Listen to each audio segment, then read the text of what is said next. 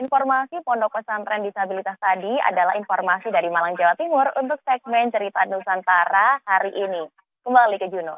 Baik, terima kasih rekan Nadifa Rahma dari Biro Kompas TV di Malang, Jawa Timur. Lalu kita akan bergeser ke Surabaya, Jawa Timur. Sudah ada rekan Alfian Rahman. Alfian, silakan laporan Anda. Ya, terima kasih Juno dan juga saudara. Untuk Cerita Nusantara edisi Surabaya, Jawa Timur kali ini ada informasi terkait PT KAI Daob 8 Surabaya yang akan menyiapkan dan mengoperasikan sebanyak 8 kereta api tambahan selama masa angkutan mudik Lebaran 2025 nanti. Nantinya 8 kereta api tambahan ini akan melayani penumpang dengan kereta api jarak jauh, baik itu mulai dari Yogyakarta, Semarang, Bandung, bahkan hingga Jakarta. Berikut ulasan selengkapnya untuk Anda.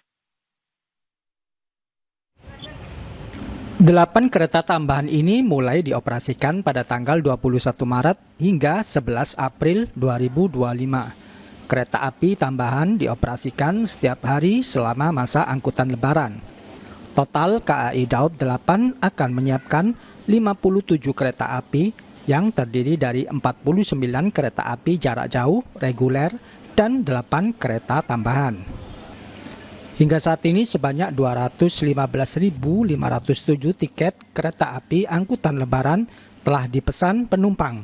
Sebagian besar tujuan mengarah ke Semarang, Jakarta, Bandung, dan Yogyakarta untuk tujuan jarak jauh, serta Jember, Banyuwangi untuk tujuan jarak dekat.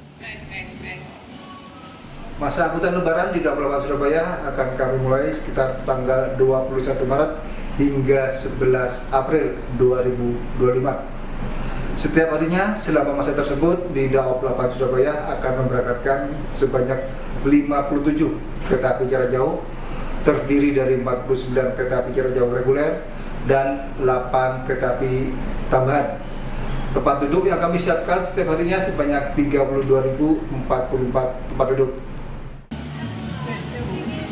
Diprediksi puncak arus mudik Lebaran di wilayah Daob 8 terjadi tanggal 20 Maret 2025 dengan jumlah penumpang yang telah memesan tiket keberangkatan sebanyak 20.000 tiket.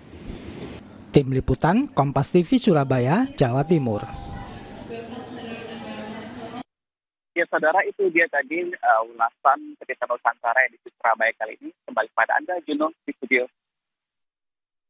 Alfian Rahman dari Surabaya, Jawa Timur, dan juga ada sebelumnya rekan Nadifa Rahma dari Malang, Jawa Timur dalam segmen Cerita Nusantara.